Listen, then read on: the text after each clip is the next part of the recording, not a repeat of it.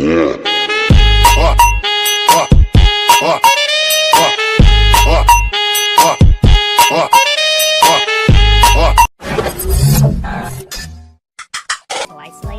but I like working with vectors better because they give you smaller file size. You have shape on the options panel on the drop down.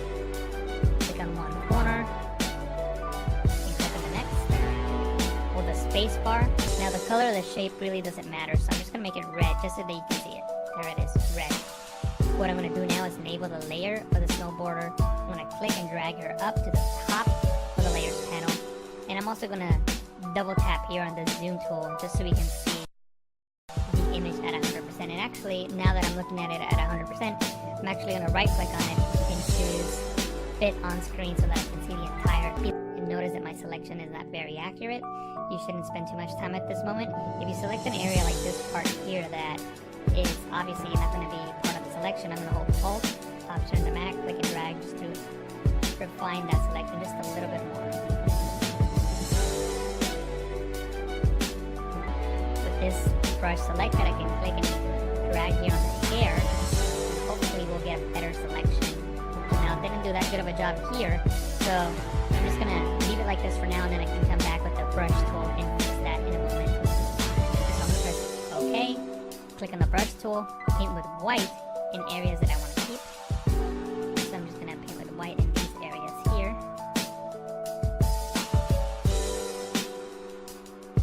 And I know I'm selecting some of the sky, but that's okay. I'm going to get rid of that by pressing X on the keyboard, which swaps the foreground and background color. So with black, I'm going to paint on that layer mask to get rid of the sky here.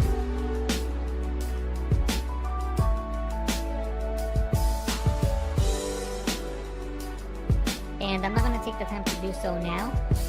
I will do that after the tutorial and you can see the final image, but I'm just going to go around the entire image and just tutorial, and you can see my duplicated. Now with the duplicate channel, I can start making adjustments to it. The first thing I'm going to do is fill with white on the areas that I want to keep first. Copy icon to make a selection around it. Go back into the layers panel on the background layer, which is the only layer that we have in this document.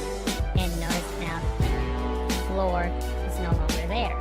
Now it's not a perfect selection, but it's going to work because the color of the floor and the color of the table are very. You can't see the corner handles. I'm holding shift as I'm clicking on these corner handles to keep the file constrained.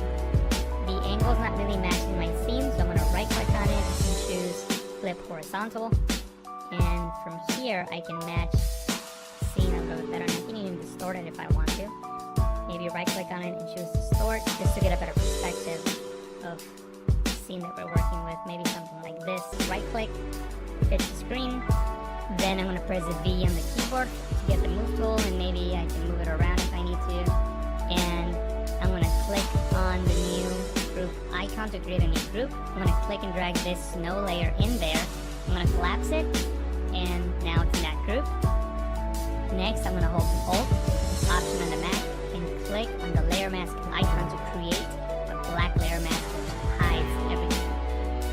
Then, with the brush tool, I can paint with white on this layer mask to start revealing some of that snow.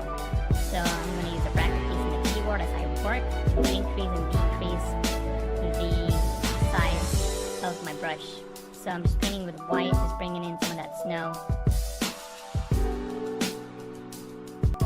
Snow a little bit better. Photoshop CC, you won't have the libraries panel, but you can still download the watermark previews onto your desktop and bring them into Photoshop as you would any other image. So what I'm going to do now is just select one of these elements and bring it over to the file that I'm working with. So I'm going to click on the lasso tool and I'm going to select this element first. So I'm going to select it, go to edit and copy, or you can press Ctrl C. I'm going to deselect that element, Ctrl D, Command D on the Mac. Go back into the file that we're working with and I'm going to paste it here. Control V, Command D on the Mac, and there it is. As you can see, it's a high resolution file, which is good. I'm going to change the blend mode to green so the black pixels disappear. And keep rotating it. So maybe something like this. and I can, scale it more if I need to, or rotate it more if I need to. So whatever distortions I need to do for it to work. So maybe something like that. So I just press enter to accept that transformation. And I'm going to use one more element. I'm going to use this one right down here. Again, Control C, copy, and paste that in here. Change the blend mode to screen. Control T to transform. That's Command T in the Mac. Control 0. Command 0 on the Mac. And scale this one in as well. And I'm going to zoom in.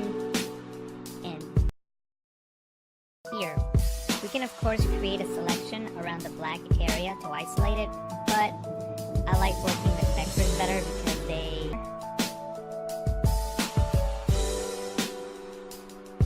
And I know I'm selecting some of the sky, but that's okay. I'm going to get rid of that by pressing X on the keyboard, which swaps the foreground and background.